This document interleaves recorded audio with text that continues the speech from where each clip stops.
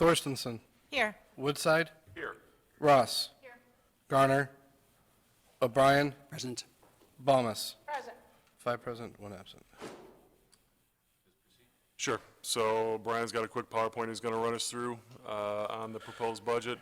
As we talked about, there might be some tweaks that need to be made, so there were some. On the general fund side, the net result is 0, so it's still a balanced budget. And then we had 3 other funds where we had some revenue and expenditure adjustments. So Brian's going to walk us through that, and then just kind of a general reminder, overview of the budget quick, and then it's on the regular agenda for your consideration during the regular business meeting. So. All right, thank you, Pat. Obviously, the purpose of the public hearing tonight is to consider the fiscal year 23 budget. It was noticed in the paper on March 23rd as required by statute. Graphic on the left here shows our planning and reporting process. We'll start there. Starts with updating the multi-year plans, the forecast, and the capital plan. That's followed by a series of budget meetings between staff and the board. That leads us to the workshop on March 7th. Input from that gets us to what you have before you tonight for consideration. Following approval of the budget, hopefully approval of the budget, fiscal year starts May 1st. We'll do quarterly reports on the status of the budget, and then that ends in an audit and a set of financial statements known as the annual comprehensive financial report. Budget document has 11 sections. We're going to focus primarily on just the budget message, which is the broadest overview. We'll get into a little bit of the numbers in 5 and 6. We'll talk about the capital plan, just a broad overview there, and then we'll end with a comprehensive fee schedule section here that we're doing for the first time. This chart shows changes between what we discussed at the workshop and what is before you tonight. Is it working? Yeah. I'm just enjoying the national anthem. We updated the income tax and cannabis tax revenue in the general fund, really to reflect the latest IML estimates. We were still conservative on the income tax side. With the change in the Cooper's Hawk timeline, moving that up a year, we added that rebate in, adjusted food and beverage tax a little bit for Cooper's Hawk, but more what we're seeing as a trend here at the end of the year. We adjusted all the work comp liability, property, auto insurance expense line items with the updated projection from Micah.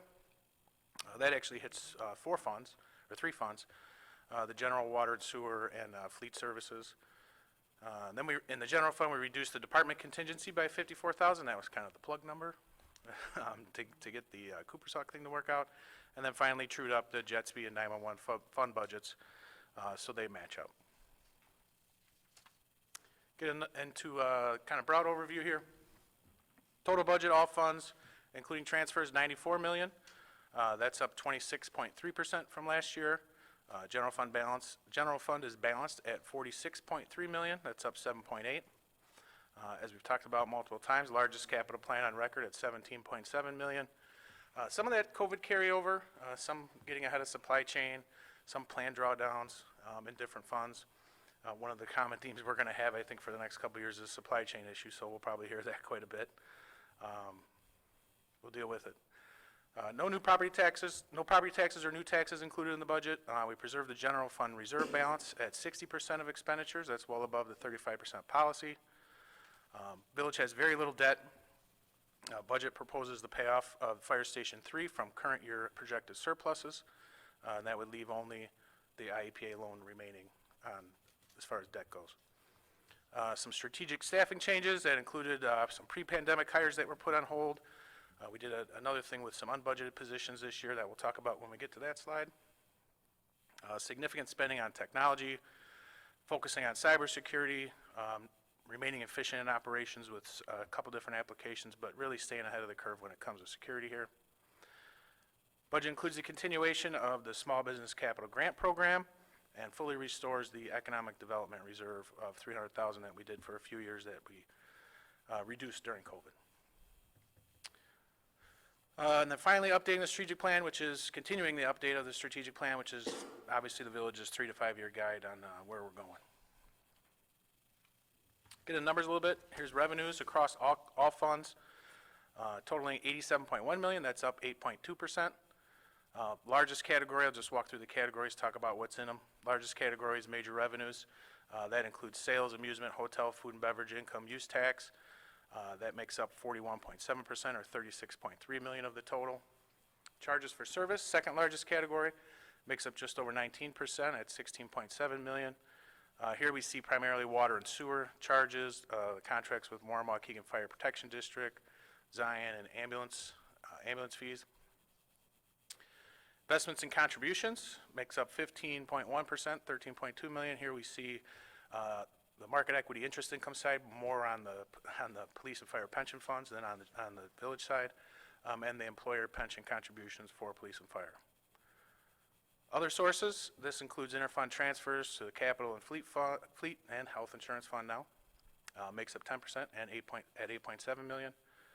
Intergovernmental includes the second ARPA payment, so that's our American Rescue Plan, get the second one, the second half next year.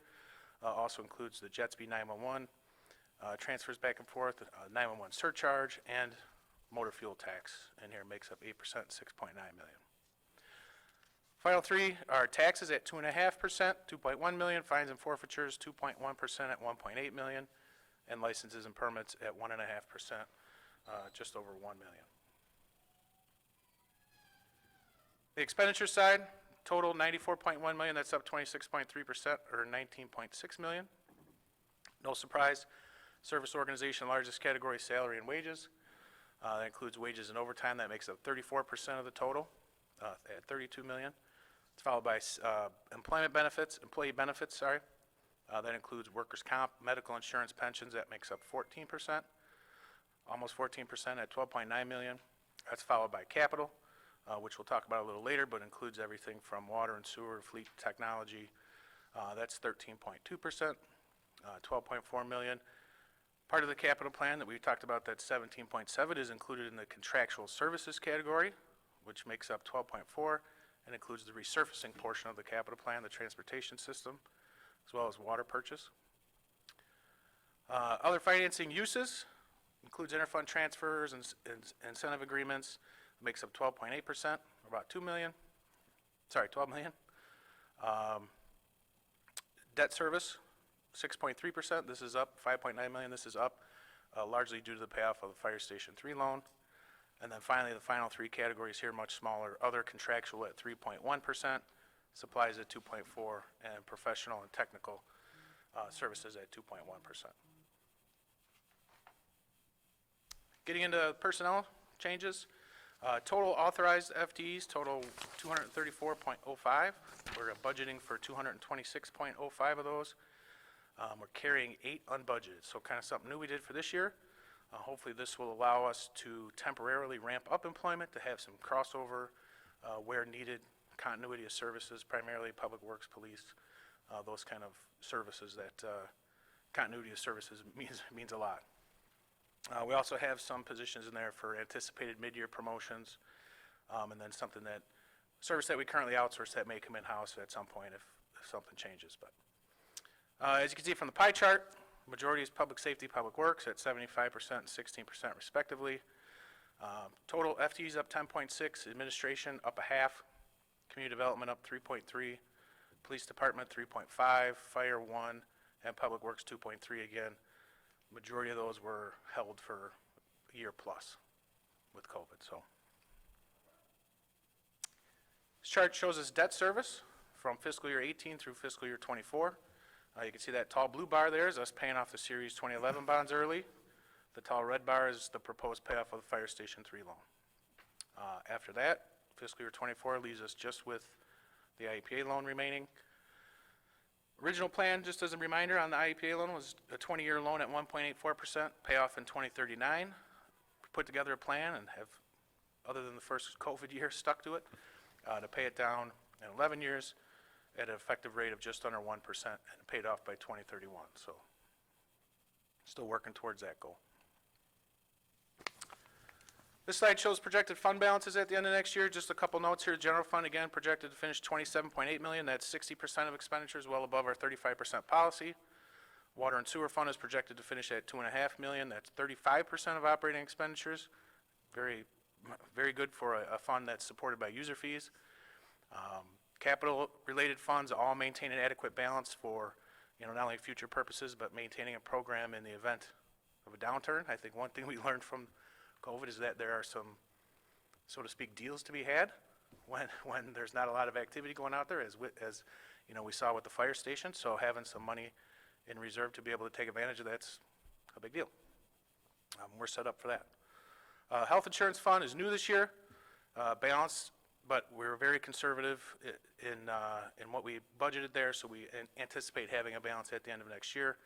Again, this takes a volatile expenditure out of the general fund and allows it to set up its own reserve to kind of offset those fluctuations from year to year.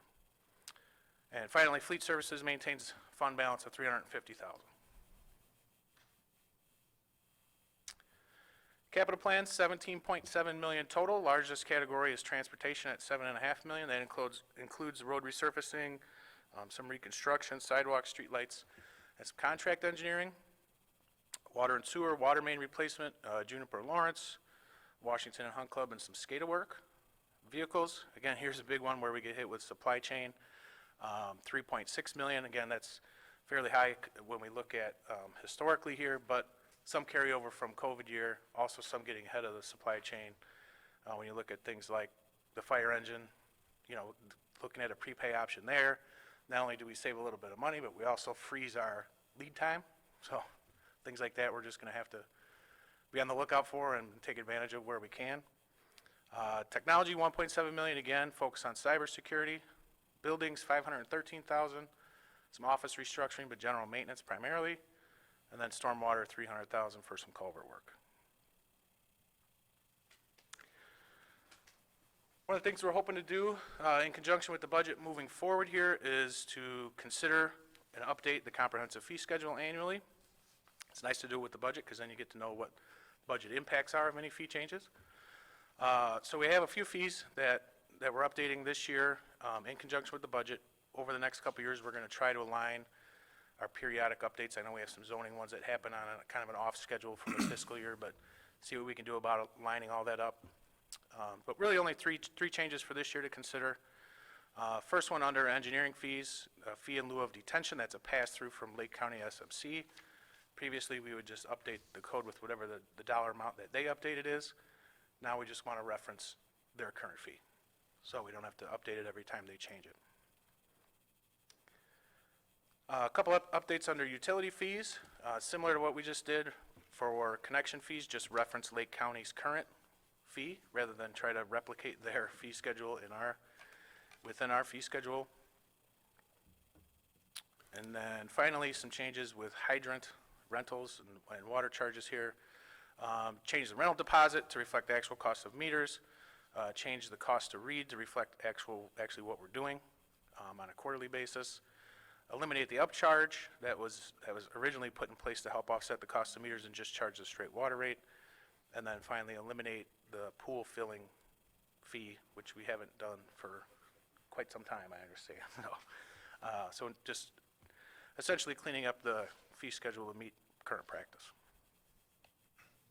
And with that, I'd be happy to take any questions.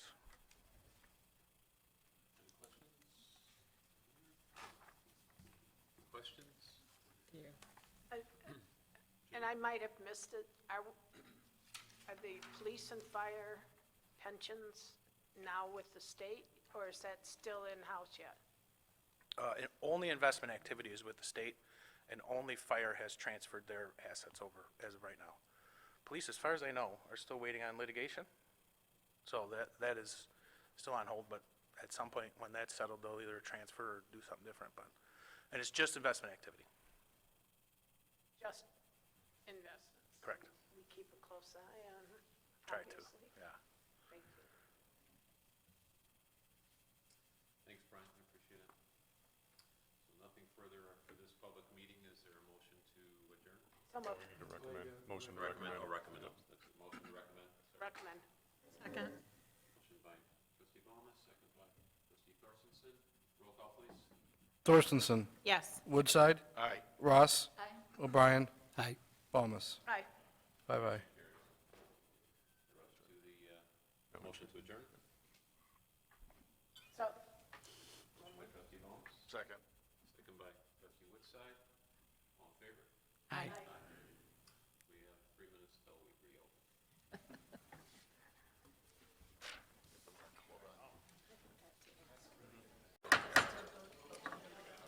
call to order the regular meeting of April 4, 2022. Roll call, please. Thorstensen. Here. Woodside. Here. Ross. Garner. O'Brien. Present. Balmus. Present. 5 present, 1 absent. I'll stand to say the Pledge of Allegiance. I pledge allegiance to the flag of the United States of America and to the republic for which it stands, one nation, under God, indivisible, with liberty and justice for all.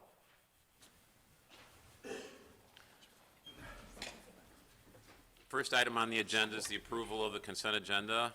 Is there a motion? So moved. Second. Motion by trustee Balmus,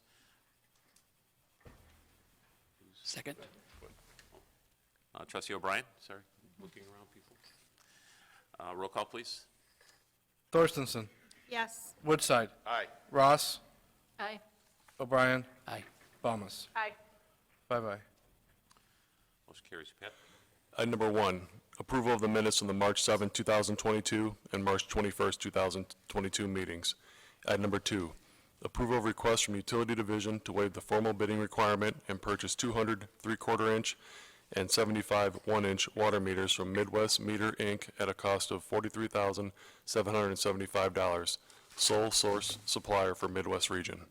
Item number 3, approval of Utility Division request to contract with Xylem Water Solutions USA, Inc. for the purchase and installation of new sanitary and storm lift station pumps at a cost of $24,826. Item number 4, approval of ordinance 2022-13, amending Chapter 78, Section 3 of the Gurnee Municipal Code relative to parking of vehicles on public streets. Item number 5, approval of payroll for period ending March 25, 2022, in the amount of $869,049.46. Item number 6, approval of bills for period ending April 4, 2022, in the amount of $425,178.31. Is there a motion to approve? So moved. Motion by trustee Ross, second by trustee Thorstensen. Roll call, please. Thorstensen. Yes. Woodside. Aye. Ross. Aye. O'Brien. Aye. Balmus. Aye. 5 aye. Motion carries. On to petitions and communications. Approval of proclamation designating April 10 through 16, 2022 as National Public Safety Telecommunicators Week in the Village of Gurnee. Each year, the second full week of April is recognized as National Public Safety Telecommunicators Week. This week is a chance for the village to celebrate the unsung heroes of public safety emergency response, our dispatchers. The Gurnee Public Safety Dispatchers are the first point of contact our residents have when calling in an emergency, and they are the calm and reassuring voice at the other end of the phone. On top of that, our public service dispatchers are emergency medical dispatch certified, so that they provide step-by-step instructions on CPR, the Heimlich maneuver, and more to help start the life-saving process. Now therefore, I, Thomas B. Hood, Mayor of the Village of Gurnee, do hereby proclaim the week of April 10 through April 16, 2022 to be National Public Safety Telecommunicators Week in the Village of Gurnee, in honor of the men and women whose diligence and professionalism keep our village and our residents, businesses, and visitors safe. Is there a motion to approve? So moved. Motion by trustee O'Brien, second by trustee Ross. All in favor, say aye. Aye. Aye. There's no reports, no Correct. old business, Correct. and lots of new business. Correct. All right, item number 1. Approval of ordinance 2022, 14. approving the annual budget of the Village of Gurnee, County of Lake, State of Illinois for the fiscal year beginning May 1, 2022, and ending April 30th, 2023. Sure. So this was a topic of our public hearing. We had our first workshop in early March, the public hearing tonight. Brian ran through the budget. Just another quick review here. General fund is balanced at $46 million. Projected fund balance in that fund of over $27 million, so 60%, which is very strong, much higher than our policy. Largest capital plan in the village's history, paying off Fire Station 3, some new positions in the budget, some budgeted, some unbudgeted, to give us some flexibility as we move throughout the fiscal year. Other funds and their fund balances in good shape. As Brian has stated in the public hearing, some of it's catch up from COVID. Some of it is to get ahead of supply chain issues as it relates to equipment, as you'll see upcoming on the agenda here. But a solid budget, once again, put together with no property tax, and it is before you now for consideration. Any discussion? Make a motion. Motion Second. by trustee Bomas, Second? second by trustee Woodside. Roll call, please. Thorstenson, Yes. Woodside, Aye. Ross, Aye. O'Brien, Aye. Thomas. Aye. Bye-bye. Motion carries. Just would want to say that I really am thankful for the work of the departments in the last several years. Doing the budget's been a pleasure. That you guys put in a lot of effort up front, and it makes votes like tonight seem routine and almost boring. And it's only that way because there's been a lot of work that's happened, so I really appreciate that. Thank you for the board, for the efforts that they've put in, as well as Pat and his staff. It makes a big difference and makes us be professional, I think, in just the way we run things. So, thank you. Item number 2, approval of ordinance 2022, 15? establishing certain fees of the Village of Gurnee, County of Lake, State of Illinois for the fiscal year beginning May 1, 2022, and ending April 30th, 2023. Pat? Sure. So this was also discussed in the public hearing. So this is something new before you to, in conjunction with the budget, go ahead and pass a comprehensive fee schedule ordinance. As Brian discussed during the public hearing, there's just a few changes referencing fees that are set by other agencies such as Lake County SMC, some changes related to hydrant rentals, and then as well as pool charges and some Lake County Public Works connection fees. So instead of us amending our code every time they change their fees, just referencing the fee at the county level. So attached to the ordinance is section 9 out of the budget book, which is all of our fees and taxes put together. It's an easy way for residents and businesses to reference what fees the village has, all in one location. So the thought is going forward, we will work to just amend our fees once a year. So we have some planning and zoning fees that we typically do right after the first of the year. Going to work to get those on schedule with this in conjunction with the budget. So you'll see this come before you, hopefully just once a year in conjunction with the budget. And any changes that are made throughout the budget process will be reflected in this ordinance. So I covered the handful that are made this year. And again, something new just to keep it out there in front of everybody and transparent. Discussion, comments? Is there a motion? Second. Motion by trustee Bomas, second by trustee O'Brien. Roll call, please. Thorstenson, Yes. Woodside, Aye. Ross, Aye. O'Brien, Aye. Thomas. Aye. Bye-bye. Motion carries. Item number 3, approval of engineering division's recommendation to award the 2022 concrete sidewalk replacement program to Schroeder and Schroeder at a cost not to exceed $155,000, 2019 joint bid consortium program pricing. Pat? Sure. So I had a memo from our Public Works Director on this. Back in 2019, we participated in a joint bid with some other communities, including Lincolnshire, Vernon Hills, Round Lake Beach, Wheeling, and Lake Zurich, to solicit pricing for concrete sidewalk repair. Schroeder and Schroeder was awarded the contract at that time. We used them in 2019 and 2021 for our program. They did a good job. 2020, we suspended it due to COVID, but they are offering to extend that 2019 pricing again, so we would like to move forward with them. This is in conjunction with the funding we have in the budget for sidewalk improvements, so it's a not to exceed $155,000. Again, they've done great work. The last 2 times we worked with them, the pricing has been held, so staff's recommendation is to contract them with them again for this upcoming year. Any discussion? Move to approve. By trustee Ross. Second. Second by trustee Bomas. Roll call, please. Thorstenson, Yes. Woodside, Aye. Ross, Aye. O'Brien, Aye. Thomas. Aye. Bye-bye. Motion carries. Item number 4, approval of ordinance 2022 16, Authorizing execution of a professional services agreement with IMEG for engineering services for the 2022 construction season. sure. So the next two are related, so I'll summarize them here in one foul swoop. As we stated before, largest capital program on the village's record. The engineering division just has 3 engineers back there to try to monitor this program. So as we've done in the past, we're looking to bring some outside contractual assistance on board. We've worked with IMEG in the past. They provided a person to be out there overseeing the contractors as they work on these projects to make sure they're doing it to our standards. Had a good working relationship with them. The person assigned to the village is known, so we're happy about that. Also looking to diversify the contractors we use a little bit and bring Manhard Consulting on board. We haven't used them for construction oversight services, but we have used them for other engineering design services. Confident that they are capable of fulfilling this need. So our assistant engineer, Nick Leach, worked with both firms to secure pricing. One was at $125 an hour, the other was at $130 an hour, which are the going rates.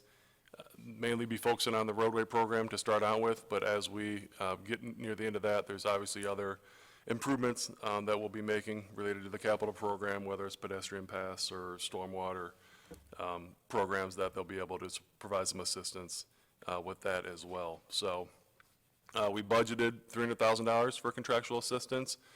These two proposals for staff member from May through October come up to about $263,000, so we've got some flexibility in there if we need to scale up a little bit. But again, these are services that we've used in the past successfully. Only pay for the hours that we use, so if we don't need them as much as we think we do, there'll be some savings. If we need them a little bit more, like I said, there's some wiggle room in there, so we're looking to move forward with both IMEG here, which is number 4 under new business, and then Manhard Consulting for the same services, which is number 5 under new business. So as to item number 4, any discussion? Is there a motion? Motion to, Motion by trustee Thorstensen, second by trustee Balmas. Roll call, please. Thorstensen, yes. Woodside, Aye. Ross, Aye. O'Brien, Aye. Balmas. Aye. 5 aye. Motion carries. As to item number 5, that's 2022-17. 17. Is there any discussion on that one? Make a motion. Motion by trustee Balmas. Second. Second by trustee O'Brien. Roll call, please. Thorstensen, Yes. Woodside, Aye. Ross, Aye. O'Brien, Aye. Balmas. Aye. 5 aye. Motion carries. Item number 6, approval of engineering division's recommendation to award the 2022 street maintenance resurfacing program to the low bidder Payne and Dolan, Inc. at a cost of $4,049,705.26. Sure. So now that we approve the consultants, they need something to monitor. Engineering division went out to bid on the program, received 3 bids back, ranging from $4,049,000 up to $4.6 million. Payne and Dolan was the low bidder. Payne and Dolan has had our program multiple times in the past. I've always been happy with their work. Just as a reminder, this is for the resurfacing portion, which is about 5.5 miles.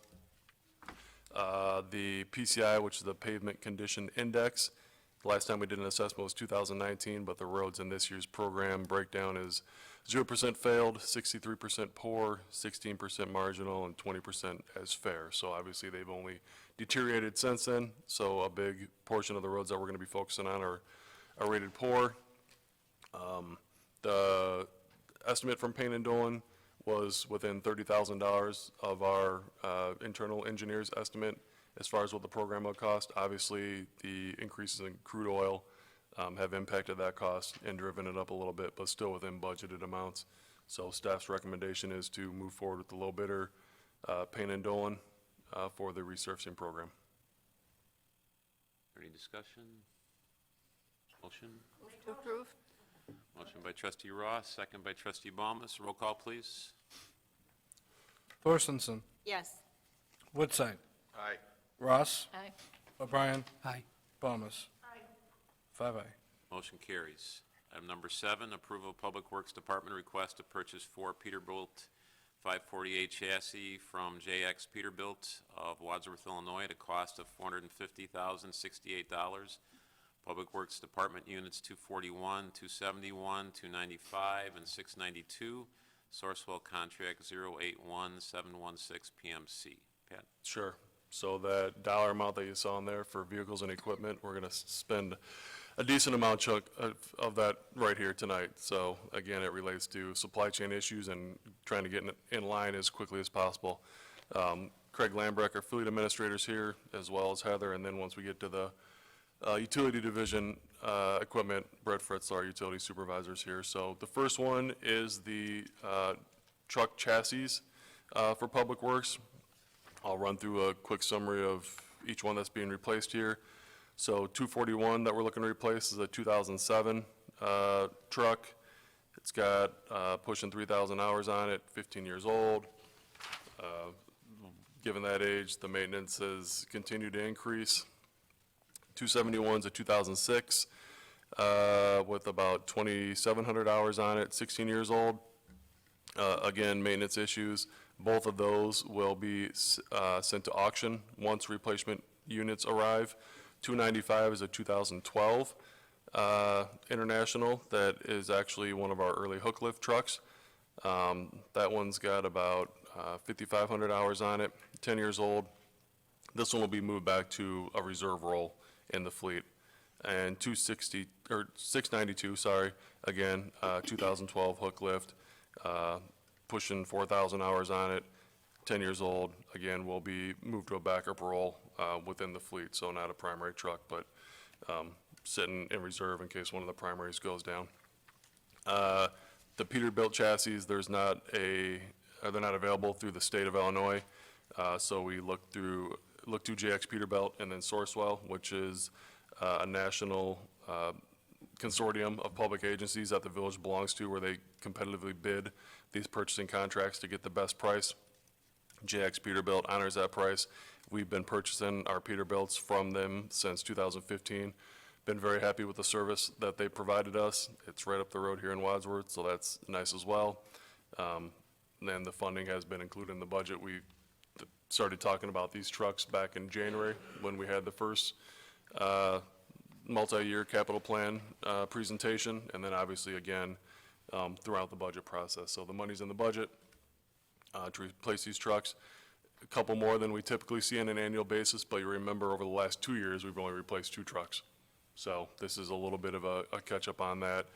And again, with the supply chain wanting to get in line as quick as possible, it's because 2 previous trucks just got back not too long ago as far as fully outfitted and on the road, so. All right, thanks.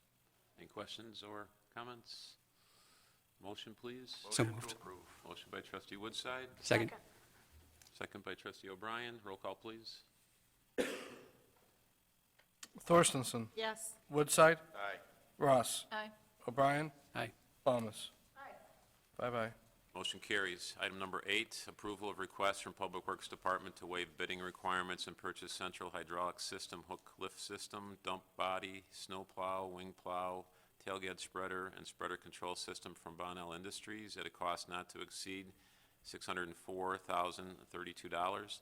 Public Works Department Units 241, 271, 295, and 692.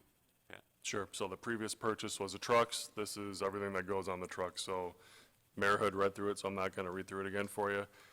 We've been using Bonnell since 2011 with the hook lift system, so you can interchange the boxes on the trucks. I've been very happy with that. You can drop one skid and pick up another one and take off, so it helps with the versatility of the trucks. You're also able to, just replace the box on a truck, for instance, if there was issues with that or if that started to rust out versus the entire chassis, so.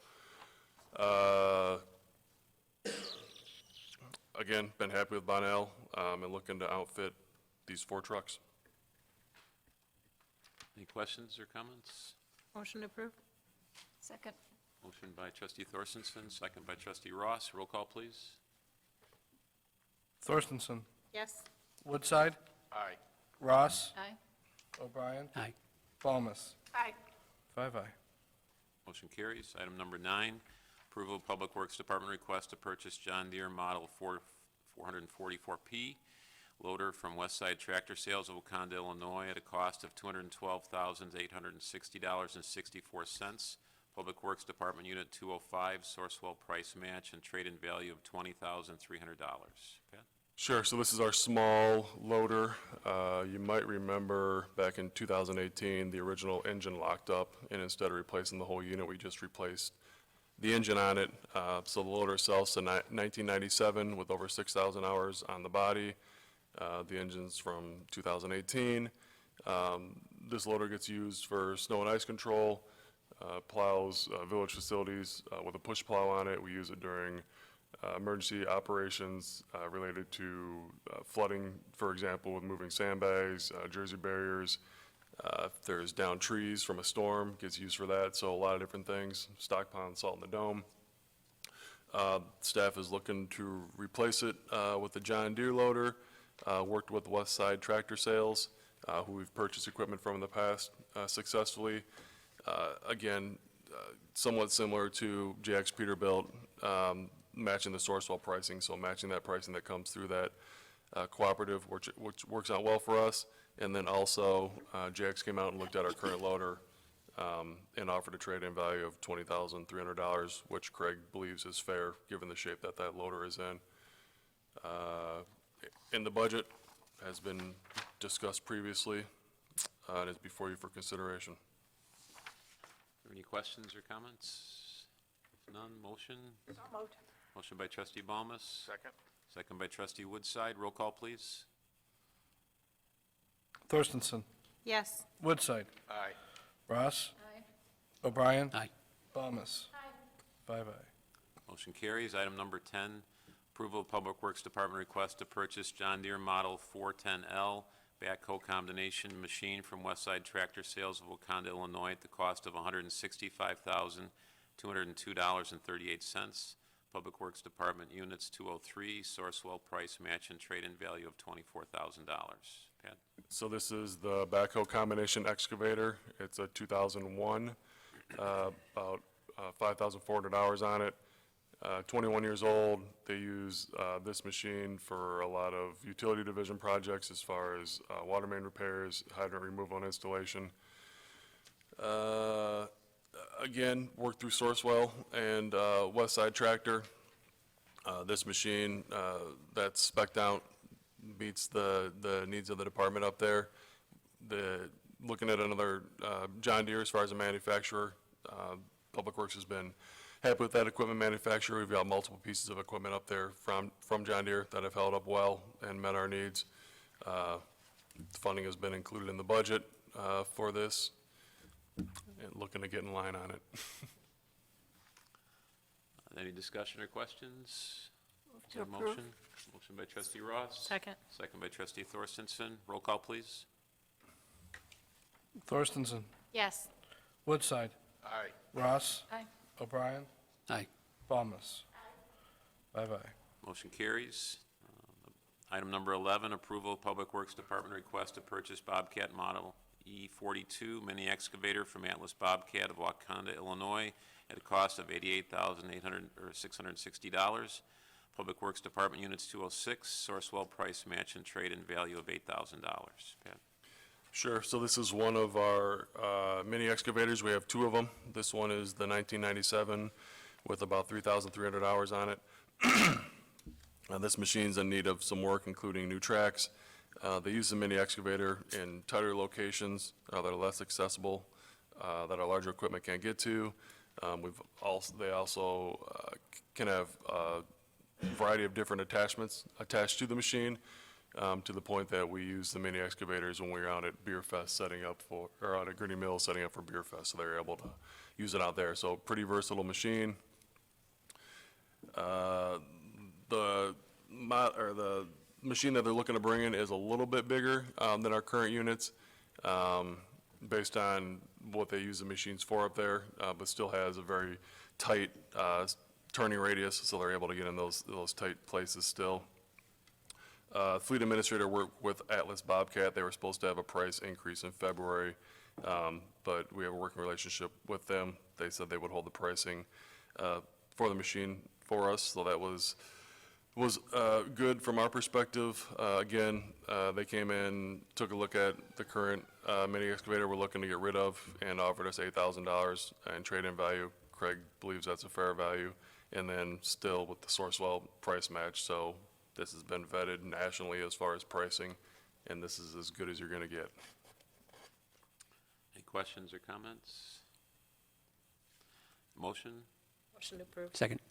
Motion by trustee Thorstensen, second by trustee O'Brien. Roll call, please. Thorstensen, Yes. Woodside, Aye. Ross, Aye. O'Brien, Aye. Balmas. Motion carries. Item number 12, approval of Public Works Department request to purchase Mongoose 184XL tow-behind trailer sewer jetter from Jet Vad Environmental of Island Lake, Illinois, at a cost of $70,276.90. Public Works Department Unit 673. Pat? Sure. So this is a trailer-mounted sewer jetter. So we have the larger Vector that can both jet water as well as suck up. This is a tow-behind machine, mainly used for the shooting of water to clear out sanitary and storm sewer as part of our routine maintenance, as well as when we have emergency backups or blockages that occur. The current unit that we're looking to replace is from 1994. It's 28 years old. The pump on it is experiencing issues as far as its reliability. Also, the tank on that unit's about 300 gallons, which they can go through pretty quick. The new unit that they spec down has a 600-gallon tank, which should, in theory, increase the time that they're out there to work by twice as long. There wasn't Sourcewell pricing on this one, as you've seen in the other one, but Fleet Services did go out and solicit 2 quotes, and this was the lower of the 2 quotes. The other quote was about $77,000 and was from an out-of-state vendor. This is a local vendor, just to the west of us a little bit, came in at just a little over $70,000. Again, was included in the budget and discussed throughout this year's budget process. Any discussion or questions? Motion? Motion to approve. Second. Motion trustee Woodside, second by trustee O'Brien. Roll call, please. Thorstensen, Yes. Woodside, Aye. Ross, Aye. O'Brien, Aye. Balmas. Aye. Bye-bye. Motion carries. Item number 13, approval of request from Utility Division to waive the formal bidding requirement and purchase 2,755 LTE-M Orion Endpoints from Midwest Meter, Inc. at a cost of $344,099.50. Pat? Sure. So this is our second allotment or big purchase of the Orion endpoints. You'll remember these are the units that transfer the information from the water meter to the village, so we can bill for water usage. Back in April of 2021, we purchased 3,000 units. Those have all arrived, and Public Works is working on getting those installed. This is the second purchase, and then we expect 2 more after this in fiscal years 24 and 25. These new units give the ability to send the information to us versus us having to go out and drive the meter van past residences. Again, this is something that's been talked about. We originally talked about this a couple of years ago when we were looking to make the switch. And as I said before, almost 10,000 meters in town. We purchased 3,000 last year, and this is the second batch. The funding has been included in the budget and is ready for your consideration. Move to approve. Second.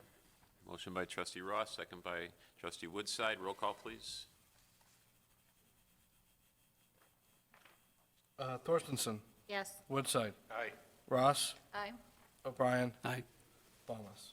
Aye. Bye-bye. Motion carries. Item number 14, last but not least. Right, Chief? Approval of request from Fire Department to waive bidding requirements and utilize the HGA C-Buy Rescue Pumper, contract number FS19, to purchase a 2023 E1 Typhoon Rescue Pumper with Fire Service, Inc. at a cost of $695,755. Pat? Sure. So again, discussed this throughout the budget process. This is a replacement of Unit 1321. Current engine is 16 years old and starting to experience some issues. The department plans for the engines to last 16 years, but works to stretch them a little bit beyond that when they can, and it makes sense financially and operationally. Lead time on the new engine is 500 days, so that's, this unit 1321 is going to be stretched a little bit past that. We're looking to move forward using the HGAC cooperative program as we've used in the past, the village is a member of, and purchased the equipment through Fire Service, Inc. We've purchased the last 5 engines, 7 ambulances, as well as a ladder truck. All came from Fire Service, Inc.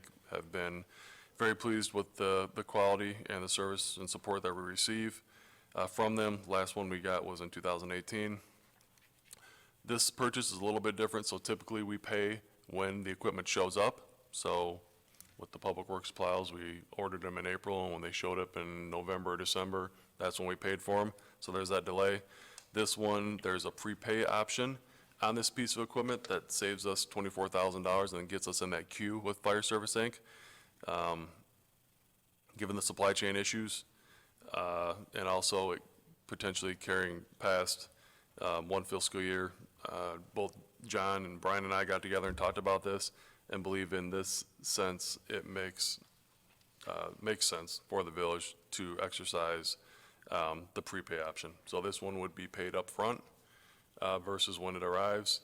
Again, have a long history with Fire Service, Inc., so there's no concerns there that there's going to be issues with that.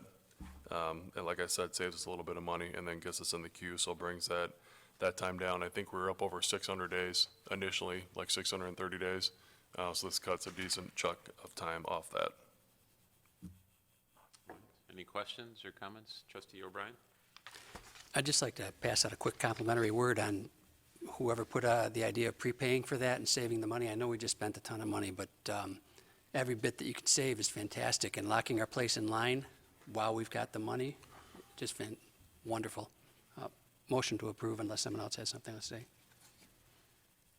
Motion by Trustee O'Brien, Second. second by Trustee Thorstensen. Roll call, please. Thorstensen. Yes. Woodside. Aye. Ross. Aye. O'Brien. Aye. Thomas. Aye. 5-0. Motion carries. Next item is public comment. I don't see public comment or see public, so is there a motion to adjourn? So moved. Motion by Trustee Bowles. Second. Second by Trustee O'Brien. All in favor? Aye. Aye. We're adjourned. That much money in that short a time. I know.